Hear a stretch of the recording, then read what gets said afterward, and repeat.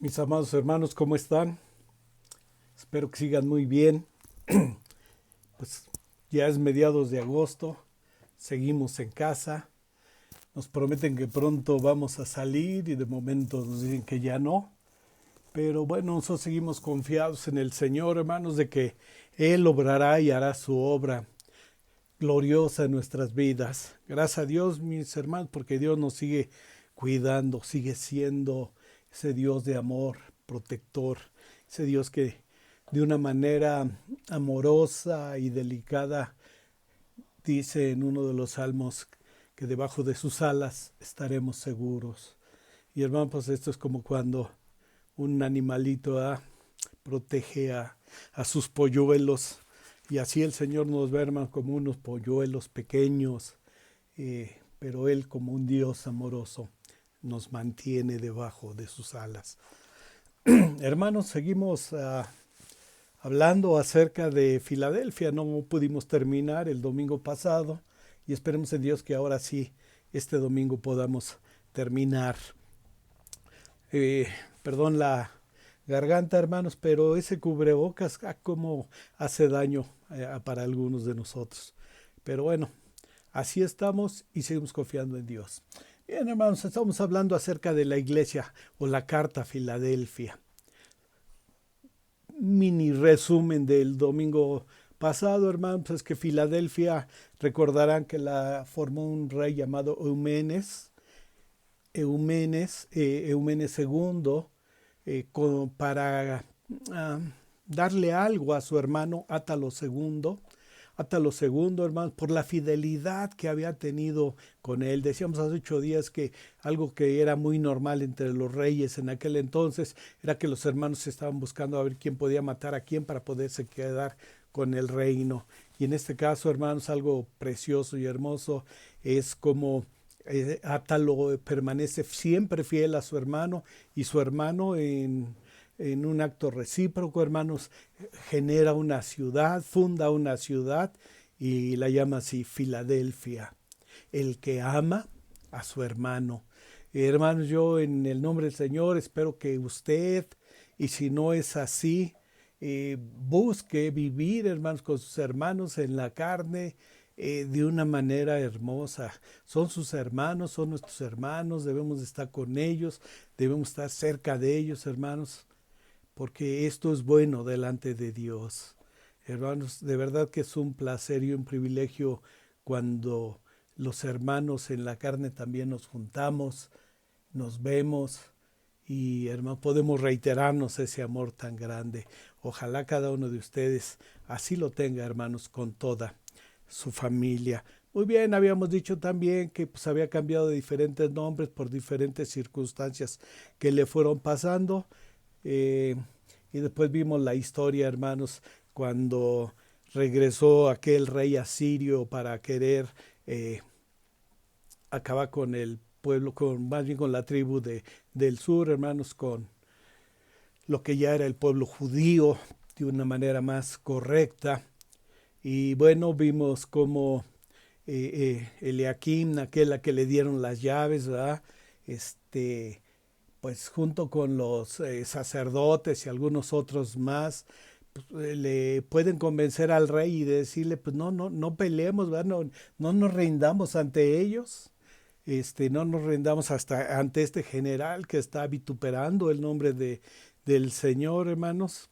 Y bueno, pues decíamos hace 8 días, el ángel del Señor, hermanos, bajó esa noche, destruyó a 185,000 asirios.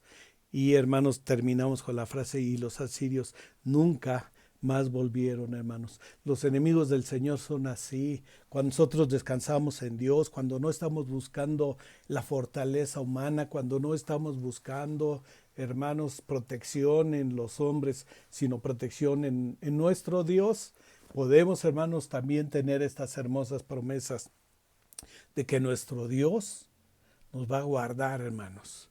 Y nunca más nuestros enemigos nos harán daño cuando confiamos y depositamos nuestra vida en el Señor. Muchas gracias, mi Dios. Abre nuestros corazones, abre nuestros entendimientos y permítenos en esta mañana, mi Dios, de este domingo hermoso, poder concluir ya esta carta. Que sea de bendición en nuestras vidas. En el nombre de Jesús te lo suplicamos. Amén. Bien, hermanos, vamos al verso 8 de Apocalipsis 3, donde dice el Señor alabando a su iglesia: yo conozco tus obras. Y aquí he puesto delante de ti una puerta abierta, la cual nadie puede cerrar, porque aunque tienes poca fuerza, has guardado mi palabra y no has negado mi nombre. He aquí he puesto una puerta delante de ti. ¿A qué se refiere, hermanos? Pues algunos creen que sea una manera de poderle decir al pueblo allá en Filadelfia, a la iglesia en Filadelfia: no te preocupes que los judíos te hayan cerrado las puertas, no te preocupes de que no te permitan entrar en sus sinagogas, no te preocupes que no te permitan entrar en algunas actividades. Yo he puesto delante de ti una puerta abierta. Y hermanos, realmente el Señor nos va abriendo puertas en todos los sentidos. Nos abre la puerta, hermanos, de trabajo, nos abre la puerta a la salud, nos abre la puerta, hermanos, aún al matrimonio, etcétera. Pero hay una puerta especial, hermanos, que el Señor dice: esta puerta nadie la puede cerrar. Esta puerta puede entenderse, hermanos, como el Evangelio, el medio de la predicación. Y encontramos muchas frases, hermanos, en el Nuevo Testamento que podían reforzar esto. No quisiera ahondar en esos para poder sí terminar con la carta de Filadelfia. Bien, hermanos, y dice que van a ser recompensados por el fiel servicio llevado a cabo a pesar de sus pocas fuerzas. Y hermanos, la Biblia está llena de eventos, y ya lo vimos hace 8 días, precisamente con todo esto que estaba pasando en ese momento allá en Jerusalén. Pero así como Dios tomó a David, hermanos, con poca fuerza para derrotar al gigante, así como aquel hombre hizo sonar los cántaros con teas adentro, hermanos, y empezar a gritar para que también los enemigos huyeran y se mataran entre sí. Sí, me estoy refiriendo a Gedeón, hermanos. Así el Señor toma, hermanos, a sus hijos cuando tienen poca fuerza. Cuando tenemos poca fuerza, decíamos hace 8 días, podemos descansar en el Señor. Hermanos, cuando tenemos mucha fuerza, ¿sabe qué pasa? Nos volvemos intolerantes y a veces hasta abusivos, discúlpeme la expresión. Pero si usted conoce la gente que tiene una economía importante, terminan siendo hasta abusivos, terminan siendo intolerantes, terminan siendo, hermanos, aquellos que atacan, ofenden, gritan, porque piensan que con el poder económico que tienen pueden hacer lo que quieran. Y sin en cambio el Señor dice, hermanos, a su pueblo y a su iglesia: aunque tienes poca fuerza, aunque eres pequeño, y decíamos hace 8 días, aun cuando hoy nuestra iglesia es pequeña, cuando, hermanos, pues apenas estamos empezando esta carrera, que Dios, hermanos, prosperará, y no sé si Dios nos permitirá a algunos de nosotros ver una iglesia muy consolidada, con muchos líderes, con muchos ministerios, hermanos. ¿Por qué? Porque si ponemos hoy esta debilidad que tenemos, hermanos, en las manos del Señor, entonces Él va a decirnos igual: aunque tienes poca fuerza, has guardado mi palabra y no has negado mi nombre. Dos detalles, hermanos, muy relevantes en la vida de cualquier iglesia. Una verdadera iglesia, hermanos, tiene esas dos características forzosamente. Usted analice su congregación, analice su iglesia y vea: ¿ha guardado la palabra? ¿No han negado el nombre del Señor? Entonces el Señor dice: yo voy a hacer algo importante contigo, porque ni me has negado y has guardado mi palabra. Y guardar la palabra, hermanos, no es lo que hacemos los cristianos, ¿verdad? Que regresamos los domingos, guardamos nuestra Biblia bien guardadita para que no se empolve, y después hasta el otro domingo. No, hermanos, guardar su palabra es vivirla, es predicarla, es sentirla, es conocerla, es memorizarla, es compartir. A eso se refiere guardar mi palabra. Y no has negado mi nombre. No es, hermanos, el concepto de que alguien nos pregunta, oye, ¿tú eres cristiano? Y nosotros decimos sí. No, aquí es un poquito más profundo, hermanos. El no negar el nombre del Señor se está refiriendo a que nuestra vida da testimonio de que somos hijos de Dios. Porque a veces, hermanos, nuestros hechos hacen que estemos negando, perdón, hermanos, hacen que estemos negando a nuestro Señor. Nuestro Señor quiere una iglesia con un testimonio correcto. El Señor quiere que la iglesia sea una iglesia que predique, pero que predique con el ejemplo, hermanos. Eso es no negar el nombre del Señor. No es salir un día a acompañar a nuestros pastores y con los jóvenes, repartir unos cuantos volantes, hermanos. No. No negar la palabra es con la vida diaria. De tal suerte, hermanos, que todos los que están a nuestro alrededor, en nuestros trabajos, en nuestras escuelas, en los lugares donde asistimos, puedan decir, ese es diferente.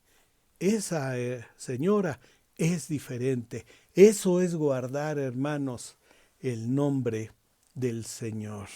Muy bien, pues entonces tenemos que aprender a depender, hermanos, con lo poco que tenemos y no tener la soberbia, hermanos, de pensar que estamos del otro lado con las cosas de nuestro Dios. Has guardado mi palabra. Hermanos, qué hermoso es que el Señor un día nos diga, guardaste mi palabra, permaneciste fiel al original y correcto evangelio. Porque otra manera, hermanos, de no guardar la palabra del Señor es cuando empezamos a creer cosas que ni siquiera la Biblia dice. Empezamos a creer y a practicar cosas que la Biblia no enseña, hermanos. Aquí es importante resaltar algo.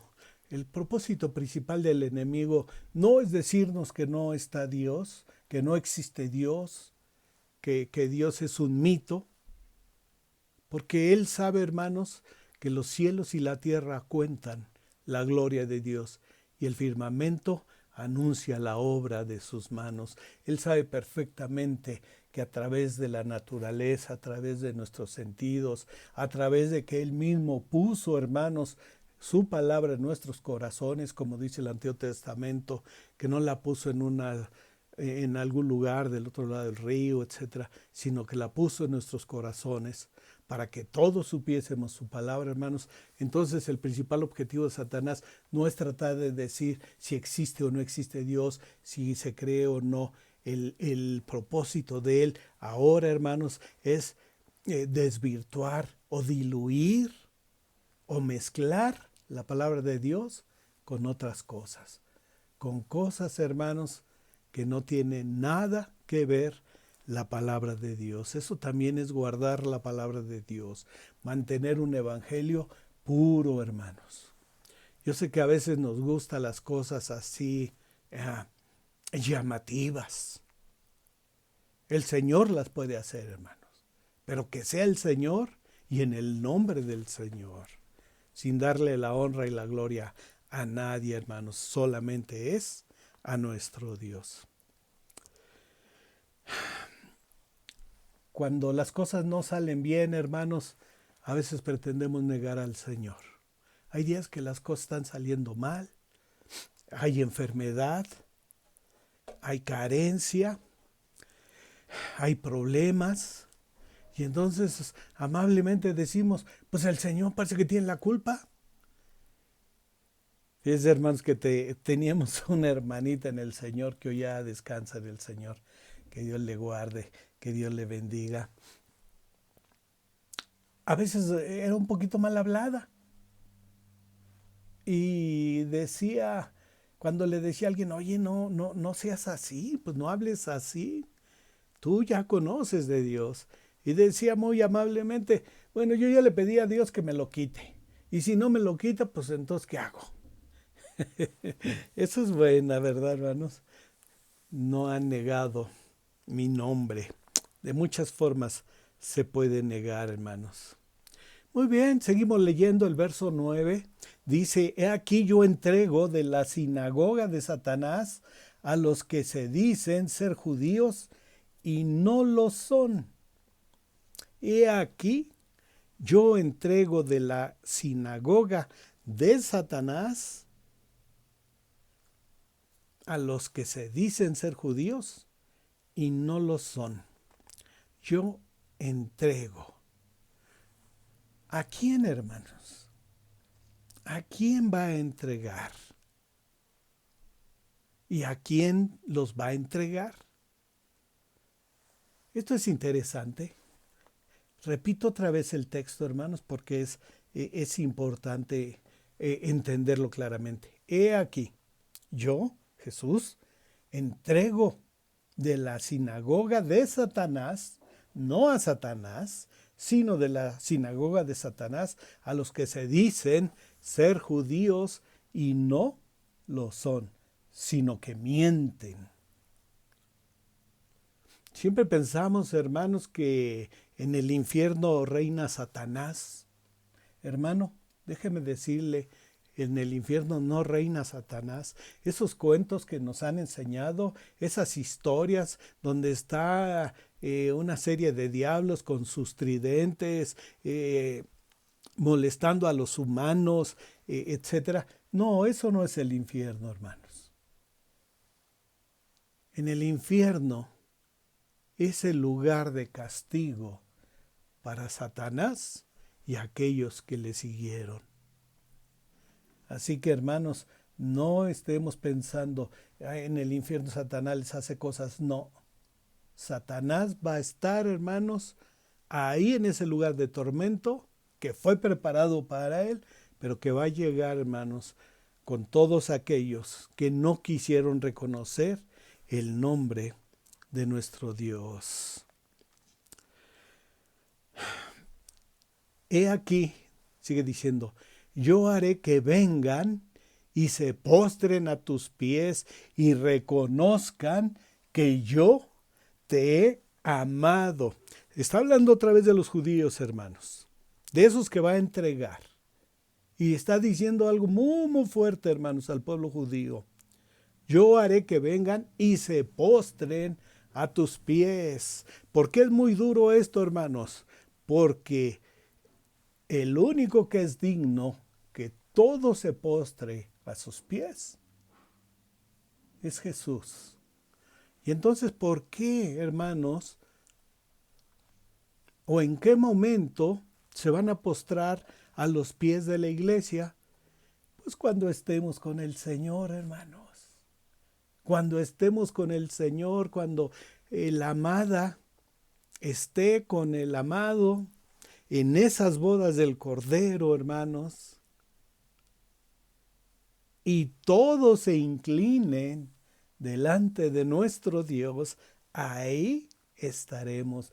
Aquí el Señor nos convida, hermanos, un poco de aquello que es de su honra y de su gloria,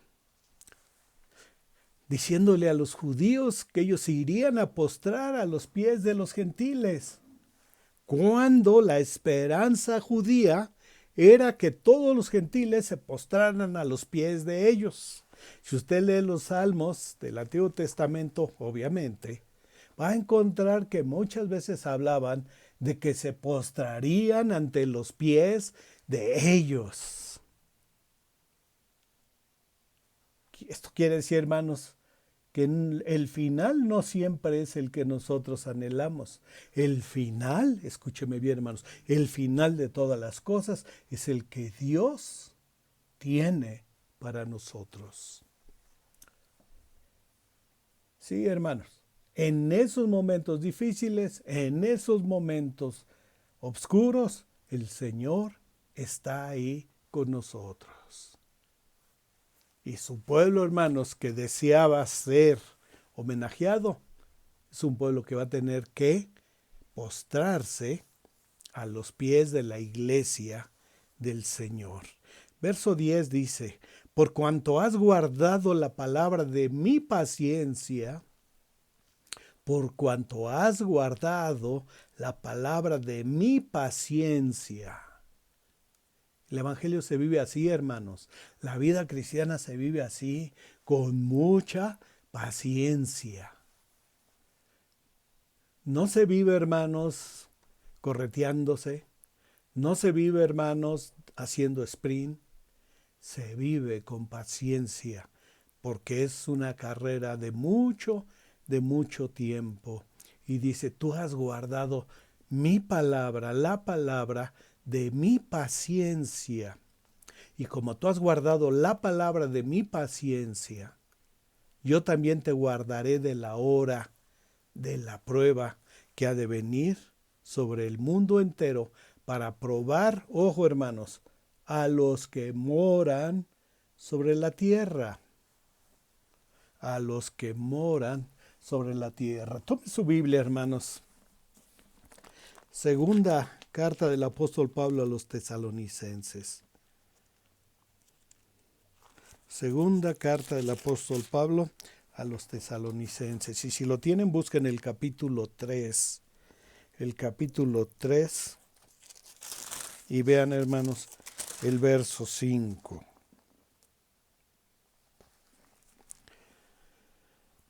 Si ya lo tienen, dice así la escritura, hermanos. Y el Señor encamine vuestros corazones al amor de Dios y a la paciencia de Cristo. Y a la paciencia de Cristo. ¿Cuál es la paciencia de Cristo, hermanos? En que Él, como dice la Escritura, no retarda sus promesas, como algunos piensan que es así, sino que está esperándonos pacientemente, esperando a que todos procedan al arrepentimiento. Filadelfia había perseverado fielmente, hermanos, y con mucha paciencia. Y esto, hermanos, le hace una gran bendición. Yo te guardaré de la obra, del momento de la prueba. A las otras iglesias no las estaba guardando de diferentes cosas, hermanos. No las estaba guardando de diferentes momentos. Dios tiene un plan para cada iglesia como lo tiene para cada persona. Tal vez usted ahorita alguien esté en el hospital y esté pensando, ¿por qué Dios es así conmigo? Bueno, Dios tiene un plan para cada quien. Tal vez usted en este momento esté pasando horas difíciles. Dios tiene un plan. O al revés, hermano. Tal vez esté pasando ahorita buenos momentos. Está pasando un tiempo de salud. Está pasando un tiempo de prosperidad. Hermano, Dios tiene un plan para cada quien. Y aquí lo más interesante, hermanos, es que dice que nos va a guardar de la prueba que había de venir sobre el mundo entero. Aquí algunos quieren ver, hermanos, lo que puede ser la gran persecución, lo que puede ser la gran tribulación. Otros dicen que no, que los va a guardar exclusivamente de los tiempos que iban a venir, hermanos, porque después de los tiempos de Juan vienen tiempos muy álgidos para la iglesia, vienen persecuciones fuertes, empiezan los primeros mártires del cristianismo, hermanos, que los podemos estudiar, lo que hicieron, dónde estaban. Del año 100 al año 300 hay una persecución muy importante y algunos piensan que es esto, otros dicen que no, que es sobre la gran tribulación. Hermanos, no tenemos los elementos para pensar de qué, hermanos, pero lo que sí tenemos es lo que dice aquí con toda claridad, para probar a los que moran sobre la tierra. La prueba no viene sobre la iglesia de Cristo, hermanos. La prueba no viene sobre la iglesia del Señor. La prueba viene para los moradores de este mundo. Y usted y yo sabemos quiénes son los moradores de este mundo. Así que sí, aquellos amigos que tiene, aquellos familiares, no quiere que pasen esta prueba, hermanos, pues es fácil, compártales del Evangelio, compártales de la Escritura, compártales de Dios y de Cristo. Verso 11 dice, aquí, yo vengo pronto. Ojo hermanos, retén lo que tienes. He aquí, yo vengo pronto. Retén lo que tienes, para que ninguno tome tu corona. Aquí el Señor está diciendo varias cosas interesantes. Primero, sigue hablando de su retorno, hermanos. Vengo pronto. El Señor, hermanos, viene pronto. Retén lo que tienes. ¿Qué es lo que tienes, hermanos? ¿Qué es lo que tiene usted? ¿Qué es lo que tenemos como iglesia? Fíjense, el Señor a cada una de las cartas o a cada una de las iglesias a través de las cartas que hemos estado viendo, les iba a quitar algunas cosas. ¿Recuerdan? En Apocalipsis 2:5, hermanos, hablando a la iglesia de Éfeso, les dijo que les quitaría el candelero. En el capítulo 2, en el verso 16 a Pérgamo, le dijo que pelearía contra ellos. Y a Sardis en el capítulo 3, verso 3, que vendría sobre ellos como ladrón en la noche, hermanos. A veces el Señor puede venir a algo particular para tratar con nuestra vida.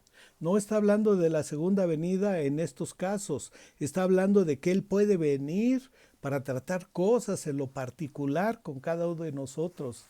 Porque el Señor, hermanos, nos atiende en forma personal, no nos atiende por grupo, ni por bola, ni por familia, nos atiende a cada uno. Así como vimos en cartas pasadas que le iba a dar un nombre nuevo en una piedrecita blanca con un nombre que nadie conocía, pues eso es algo personal, hermanos. Así el Señor sigue atendiendo. Y entonces a cada iglesia le dijo, voy a venir y te voy a quitar esto. Y sin en cambio, hermanos, a Filadelfia, a la iglesia que ama, a la iglesia que entrega, a la iglesia que es pequeña en fuerza, hermanos, pero que sin en cambio retienen el nombre del Señor y no lo niegan, les dice, retén lo que tienes, lo que te ha dado el Señor, consérvalo en fidelidad, tu ministerio, tu familia, todo aquello que conforma tu vida, hermanos, y particularmente tu vida en la congregación, reténlo. Yo a veces no logro entender, hermanos, cuando por un capricho, pues dejamos muchas cosas del Señor, hermanos, si me incluyo ahí. A veces hay jóvenes que les preguntamos, oye, ¿ya no tocas? No, ya no. ¿Por qué? No, pues ya no me sentía bien, ya no me nacía. No, pues aquí no es de que te nazca, no es un chamaco, no es otra cosa. Aquí es un servicio, retén lo que tienes, el ministerio, el don, el talento que el Señor te ha dado, reténlo y úsalo para que ninguno tome tu corona, para que ninguno tome lo que el Señor te ha dado. No está hablando aquí, hermanos, de la salvación y el perder la salvación. Está hablando de los galardones, de los dones que yo tengo para ti. Reténlos y no los pierdas, para que no venga otro y tome tu corona. ¿Usted cree que va a venir el enemigo a tomar la corona para salvación? No, hermano, estamos hablando aquí del servicio, del ministerio, del guardar la palabra de Dios, del no negarlo. Estamos hablando, hermanos, de que servir a Dios es un alto privilegio. Pero un privilegio, hermano, escúcheme con mucha atención, que nos puede ser retirados si no somos fieles y puede ser dado a otro. Tu ministerio, el ministerio que Dios nos ha dado, Hermanos pastores, hermano Fede, hermano Fabián, hermanos líderes, con todo el amor en el Señor. Si no cuidan su ministerio con fidelidad, les puede ser quitado. No hablo de la salvación. Esa puerta que Cristo abrió, la abrió para siempre, hermanos. Y nadie la puede cerrar. Pero tu ministerio, tu corona, esa sí puede ser dada a otros. Verso 12. Al que venciere, yo lo haré columna en el templo de mi Dios, y nunca más saldrá de allí. El que venciere, no en el punto de la salvación, sino el que venciere en retener su ministerio y no perderlo, para que éste sea dado a otros. El Señor les dice, yo le haré columna en el templo de mi Dios. ¿Qué podían ellos pensar, hermanos? Bueno, nosotros no podemos pensar en otra cosa más que lo que conocemos. Si usted me dice que es una columna, pues mi mente puede viajar al pasado y ver esas columnas griegas, ¿verdad? Con la cual sustentaban esos capiteles para construir aquellos templos o aquellos salones, cosas así. El pueblo judío, los judíos tal vez podían pensar más en las columnas. ¿Se acuerdan cuando se construyó el templo de Salomón? Dice que había 2 columnas afuera. La de Boz y la de ¿quién, hermanos? Léalo. Ahí se lo dejo, hermano. Y había 2 columnas. Muchas veces estas columnas tienen un doble propósito. Algunas sirven, hermanos, para sostener, como toda columna. Pero otras sirven solamente para embellecer. Y aquí el Señor dice, yo te voy a hacer columna en el templo, no de Salomón, no de la Nueva Jerusalén, no en el templo donde te congregas, te voy a hacer columna en el templo de Dios. Te voy a hacer columna en el templo de Dios.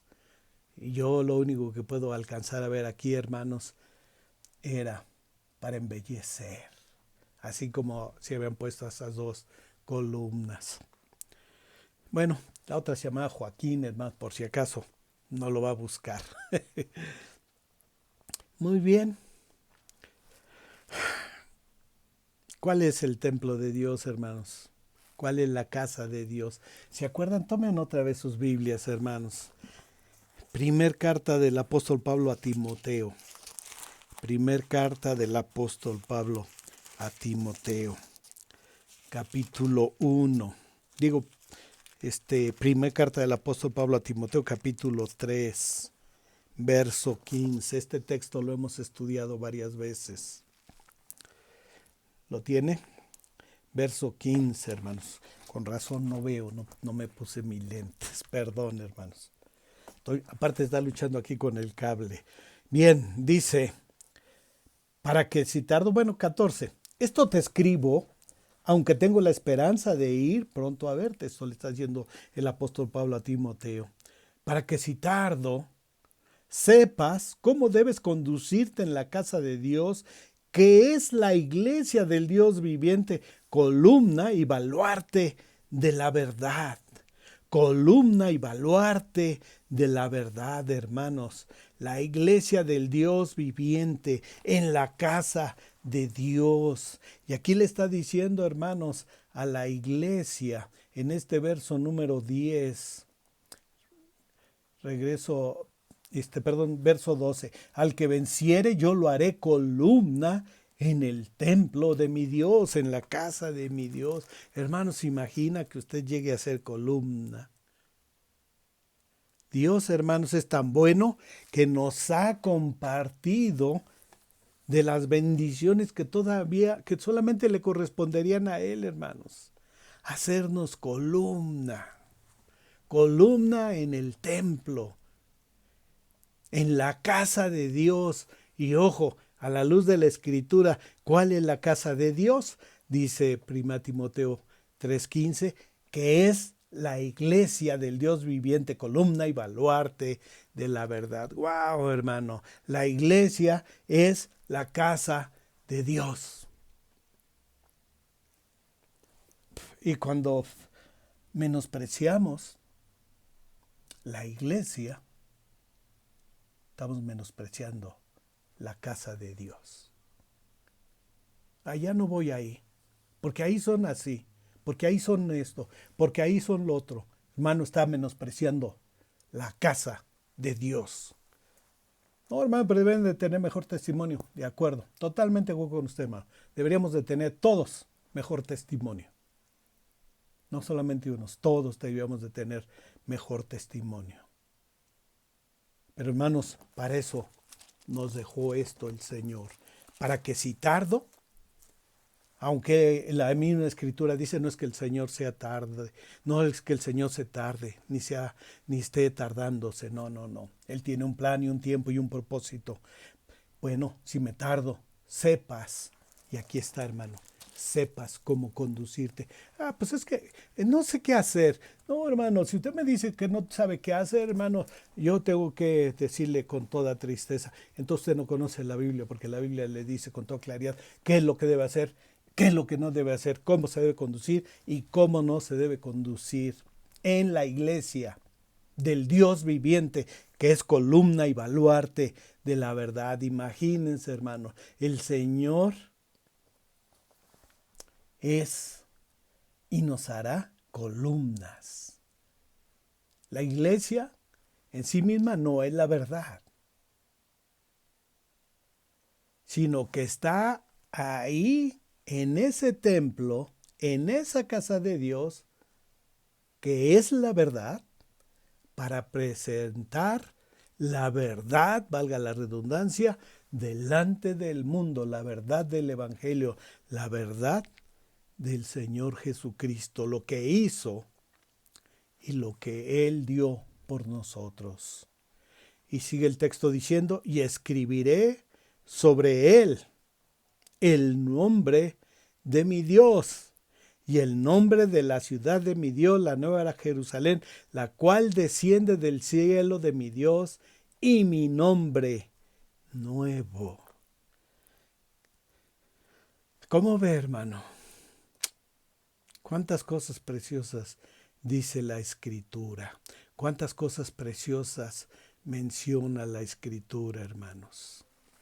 Esto es el final a la luz del Evangelio, a la luz de la Escritura, el final de la vida de esta tierra. Si usted se va, hermanos, hasta el último capítulo de Apocalipsis, que si no estoy equivocado es el 22, habla de la venida de Jesucristo, y en el capítulo 21 dice, vi cielos nuevos, vi un cielo nuevo y una tierra nueva. Y en el verso 9, vino entonces a mí otro de los 7 ángeles que tenían las 7 copas llenas de las 7 plagas postreras, y habló conmigo diciendo, y termina hablando, hermanos, que baja la nueva Jerusalén. Y hermanos, cuando está hablándole a la iglesia de Filadelfia, a la iglesia que ama a su hermano, a la iglesia que ama a su hermano, que le hará columna en el templo de Dios y nunca más saldrá de allí, y escribiré sobre él, sobre sus hijos, el nombre de mi Dios. Ya no voy a traer aquí, hermanos, como cuando vamos a un curso, vamos a alguna reunión que nos ponen, vaya aquí, dice Javier. Ya no va a decir Javier, va a decir Jehová de los ejércitos.